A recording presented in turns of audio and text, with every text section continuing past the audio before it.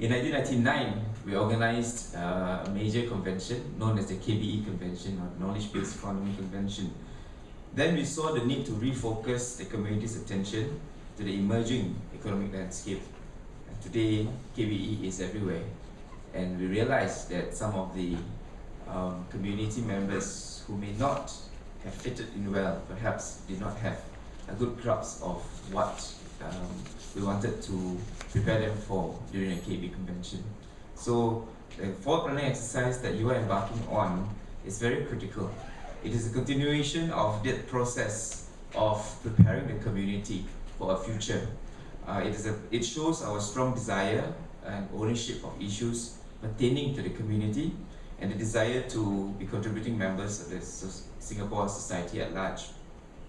Now, while the community has made tremendous and commendable progress in the last 10 years, some challenges continue to remain. If not tackled now, it will be much harder later on.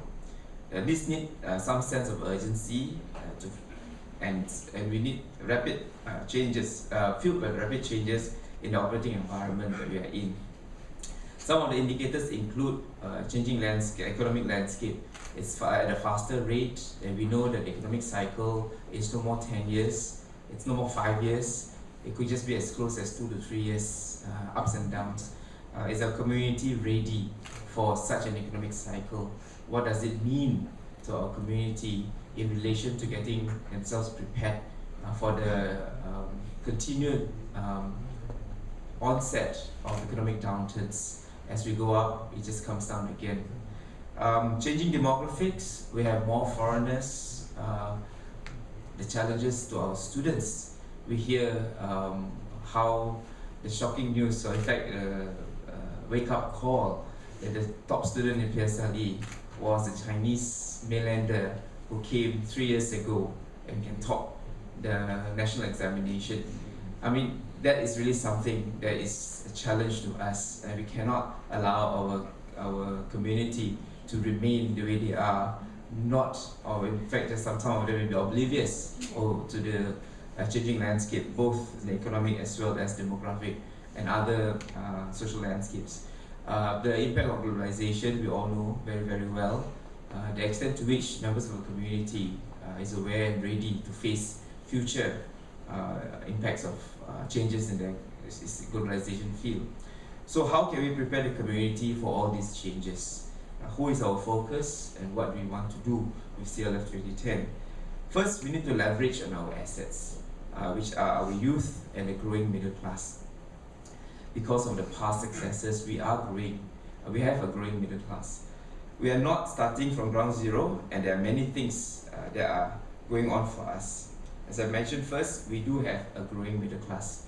The Malay community has succeeded, and we have a large pool of members of the community who have moved up. Social mobility is very significant in the community. We have increasing wealth and expertise. That's something very positive. Your presence here is indicative of the growing middle class and the growing expertise and wealth that we have. We have a lot more lawyers, we have a lot more doctors, of course we can have a lot more, but that's really our strength now. Years of experience in dealing with social challenges. If you ask any community around the world, I think the Malay community has a lot of experience in handling social issues. And some may ask, why is it that we're still facing the problem? But I always look at it in a perspective that if we had not done what we've done, things could really have been worse. And we are here today because of all the effort that have been put in, and we should continue to put in all those effort to ensure that we reduce the impact of the social challenges. Next is Singapore also offers many opportunities that we can use. We are not a third world country. We have first world social physical infrastructures, which is really something that we should capitalize on. Function in society with the rule of law in place, very stable, very clear rule of law, and there's a lot of things that can be done within such an environment. As I mentioned, we have first world infrastructures, and every child has the opportunity, equal opportunity in education. And really that's something that many Singaporeans probably take for granted. the access to education and the access to first world education system. That's something that we have, and we must ensure that every member of a community takes advantage of that and get themselves immersed in this education system. We do not have debilitating poverty. Yes, there are issues with regards to people who have low income circumstances, but as you mentioned, poverty is relative, and at the same time, there's no reason why they cannot get out of that cycle, given the social infrastructure, economic infrastructure that have been put in place. So the challenge really is to try to ensure that they fit into the system and take advantage of what's already made available for them. The vision for the community has not changed. We have used the different terms, but in a nutshell, we want a community of excellence. Be the best that we can be. It's not being the number one, as we all have been raised to think. It's being the number one in what you do.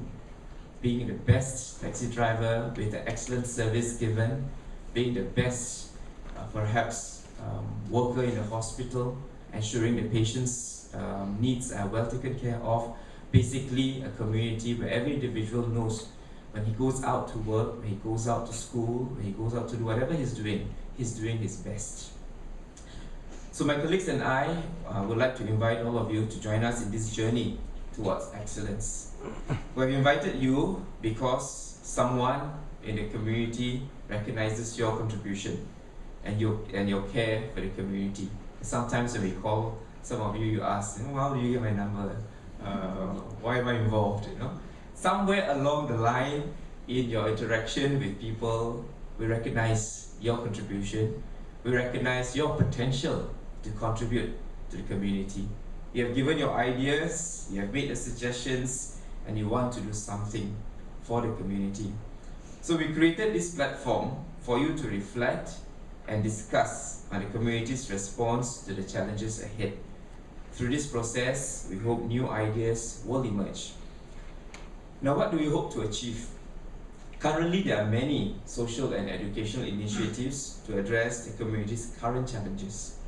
However, as the operating environment changes, we constantly need new ideas, fresh perspectives, and out-of-the-box thinking, drawing the creativity from our younger generation. So we hope you will leverage on this opportunity to make that difference. Within the broad parameters, you define the process. We do not want to be too prescriptive. We want young people like yourselves, because of the creativity that is inherent in young people and the innovativeness that we hope will emerge. We want you to get your friends, your colleagues involved in thinking through ideas in greater depth, bringing in knowledge, experience, expertise, and together chart strategies for the community. You are free to use different platforms, blogs, Facebooks, Twitter, whatever that allows you to engage younger Malay Muslim Singaporeans. Initiate your own conversations and listen to as many people as possible. The idea is that the future generation belongs to you, belongs to your generation. The future of the community is in your hands. So I think what we want is to encourage young Malay Muslim professionals to take the lead in the next phase of the community's development.